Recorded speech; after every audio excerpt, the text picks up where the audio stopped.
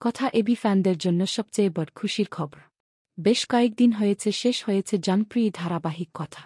ধারাবাহিকে প্রধান ভূমিকায় দেখা গিয়েছিল অভিনেতা সাহেব ভট্টাচার্য এবং অভিনেত্রী সুস্মিতা দেকে। ধারাবাহিকটি প্রথমে টিআরপিতে পিছিয়ে থাকলেও পরে টিআরপিতে অনেকটাই এগিয়ে আসে, এমনকি এক এক করে নাবার বেঙ্গল পার হয়। তবে লাস্ট শেষ হওয়ার কয়েক মাস আগে স্লেট হারালে আর স্লেট দখল করতে না পারায় বন্ধ করে দেওয়া হয়। তবে কথা ধারাবাহিকে সাহেব সুস্মিতা অভিনয় করে তুমুল জনপ্রিয়তা পেয়েছে। তার প্রমাণ 2024 সাল থেকে 2025 সালে তারা অসংখ্য অ্যাওয়ার্ড জিতে নিয়েছে।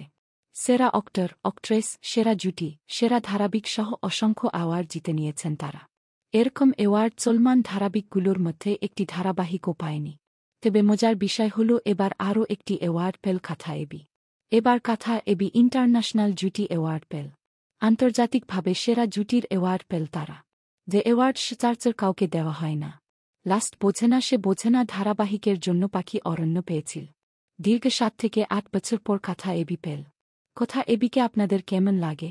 তাদের নতুন ধারাবাহিক দেখার জন্য আপনারা কারা কারা অপেক্ষা করে আছেন কমেন্টে জানাবেন।